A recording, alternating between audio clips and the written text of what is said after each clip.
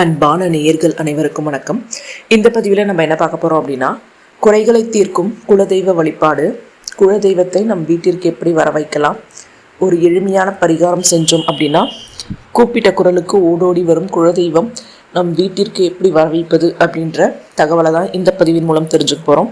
நம்ம சேனல் இப்போ தான் நீங்கள் முதல் தடவை வரீங்க அப்படின்னா கண்டிப்பாக சப்ஸ்கிரைப் பண்ணிக்கோங்க. கூடவே இருக்க பெல் ஐக்கானையும் ப்ரெஸ் பண்ணிக்கோங்க. அப்போ தான் போடுற பதிவுகள் உடனுக்குடனே வரும், நீங்களும் அதை கேட்டு பயன்பெறலாம். வாங்க நண்பர்களே, இப்போ நம்ம வீடியோக்குள்ளே போயிடலாம். குறைகளை தீர்க்கும் குலதெய்வ வழிபாடு. ஓம் குலதெய்வாயே நமக.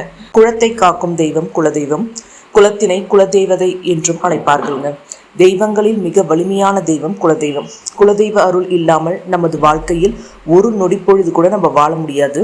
எத்தனை தெய்வங்கள் இருந்தாலும் எல்லாவித பூசைகள் மற்றும் வழிபாடுகள் குலதெய்வத்திற்கே நம்ம முதலிடம் கொடுக்க வேண்டும்.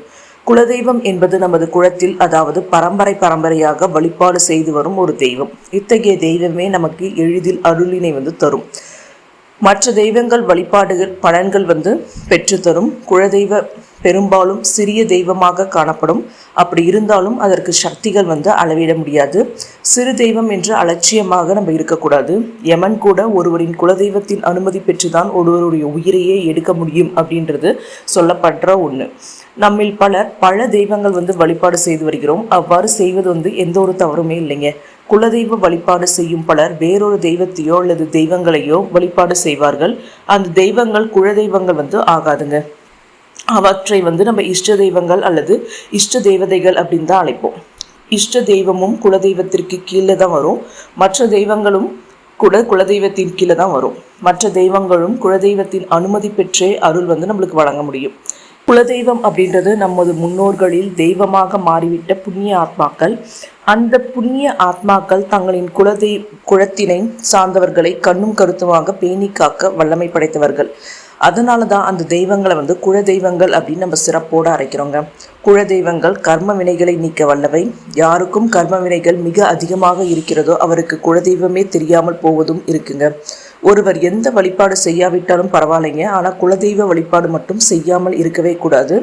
அது நமது குலத்திற்கே கேடு விளைவிக்கும். குலதெய்வமே தெரியாமல் பல குடும்பங்கள் பலவிதமான இன்னல்கள் அனுபவித்து வருகிறார்கள். குலம் தெரியாமல் கூட இருக்கலாம், ஆனால் குலதெய்வம் தெரியாமல் ஒருவர் இருக்கக்கூடாது. குலதெய்வம் தெரியாமல் எந்த பூஜையும் வழிபாடும் பரிகாரங்களும் மற்றும் எவை செய்தாலும் அதற்கு பயனில்லைங்க. முன்னோர்கள் நமது குலதெய்வத்தினை வருடத்திற்கு குறிப்பிட்ட நாளில் அவரவர் சொந்த பந்தங்கள், உறவினர்கள் மற்றும் பங்காளிகள் இவர்களுடன் சேர்ந்து கூட்டு வழிபாடு நடத்தி நிம்மதியாக வாழ்ந்து வந்தாங்க. அவர்களின் வாழ்க்கையில இன்னர்கள் வந்தாலும் அவை வெகு நாட்கள் நீடிப்பதில்லை. குலத்தின் அருளால் அவை சூரியனை கண்ட பனி போல விலகிடுங்க. தற்காலத்தில் இத்தகைய கூட்டு வழிபாடு குறைந்து விட்டது. மக்களும் அவரவர் சொந்த பந்தங்கள் மற்றும் பூர்வீக வசிப்பிடத்தை விட்டு புலம்பெயர்ந்து வேற ஊர்களுக்கு வந்துட்டாங்க. அதனால தங்களின் செல்வ செழிப்பில் குலதெய்வத்தினை மறந்தும் போயிடுறாங்க. விளைவு வாழ்க்கையில் கண்டங்கள் மற்றும் கஷ்டங்கள் வருவதுதான். அது மட்டும் இல்லாமல் குலமே தலைக்காமல் போவதும் உண்டு. அதனால தான் நம்ம என்ன பண்ணணும் அப்படின்னா, குலதெய்வ வழிபாடு அப்படின்றது மிக மிக முக்கியமான ஒன்று. குலதெய்வ வழிபாடு செய்பவர்கள் தங்களின் முன்னோர்கள் எந்த நாளில் வழிபாடு செய்தார்களோ அதே நாளுக்கு கோயிலுக்கு சென்று வழிபாடு செய்தோம் அப்படின்னா ரொம்ப ரொம்ப நல்லது.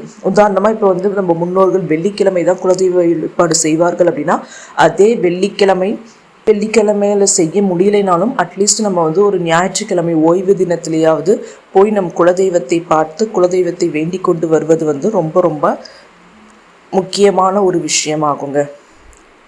வேண்டுதல்களை நிறைவேற்றி கொள்ள உடனே குலதெய்வம் நம்ம வீட்டிற்கு வர என்ன பண்ணணும் அப்படின்னு பார்த்தீங்கன்னா, தேவலோகத்து கனி அப்படின்னு சொல்லக்கூடிய எலுமிச்சை பழத்திற்கு மந்திர சக்தியை விரைவாக ஈர்க்கக்கூடிய ஈர்ப்புத்தன்மை அதிகமாக இருக்குங்க. கண் திருஷ்டி பட்டு விட்டால் கூட எலுமிச்சை பழத்தை தான் எடுத்து ஒரு கற்பூரம் வைத்து சுற்றி உடைத்து விட்டால் நம்மை பிடித்திருந்த எதிர்மறை ஆற்றல் அனைத்தும் நம்மை விட்டு நீங்கி உடம்பிற்கு புத்துணர்ச்சி கிடைத்தது போல மாறிவிடும் அப்படின்னு சொல்லப்படுது. இந்த எலுமிச்சை பழத்தை சரியான முறையில் நம்ம பயன்படுத்தினோம் அப்படின்னா நாம் வேண்டிய வேண்டுதல்கள் சுலபமாக முறையில் இறைவனிடம் சொல்லி நிறைவேற்றிக்கொள்ள நம்மளால முடியுங்க. அந்த இறைவனை இந்த எலுமிச்சை பழத்தில் கொண்டு அமர செய்து வேண்டிய வரத்தை சுலபமாக பெற்றுவிட முடியும். அது மட்டும் இல்லாமல் நம்முடைய குலதெய்வம் நம் வீட்டிற்கே உடனடியாக நம்மை ஆசீர்வாதம் செய்யவும் இந்த குறிப்பு உங்களுக்கு கண்டிப்பாக பயனுள்ளதாக இருக்கும்.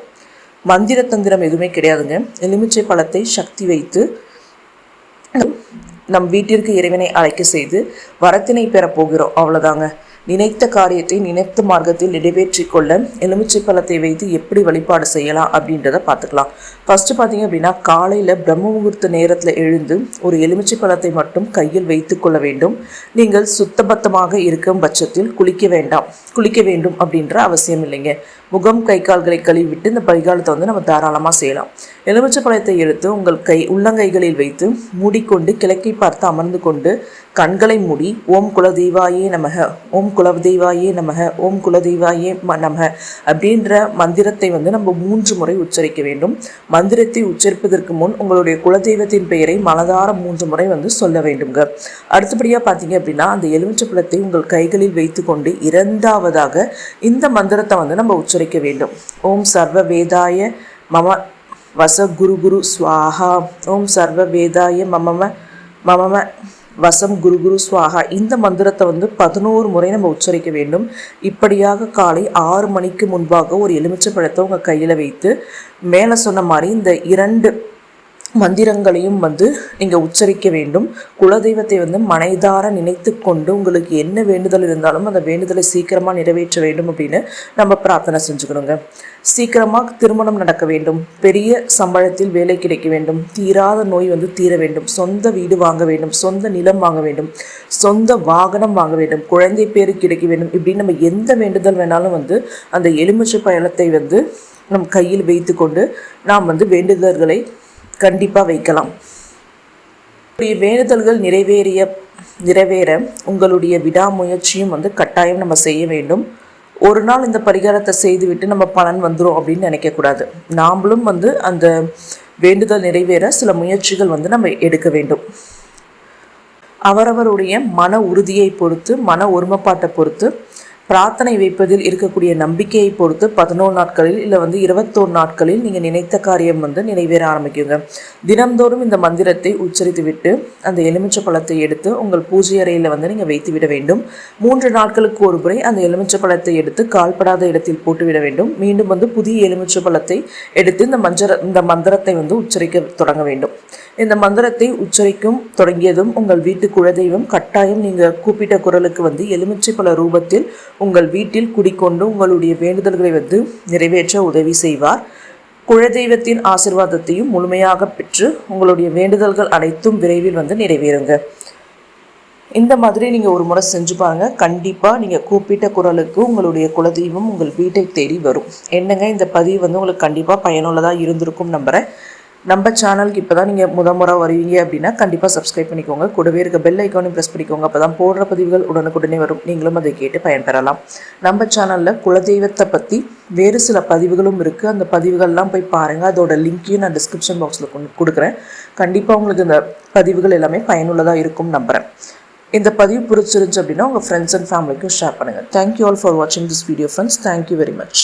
வாழ்க வளமுடன்.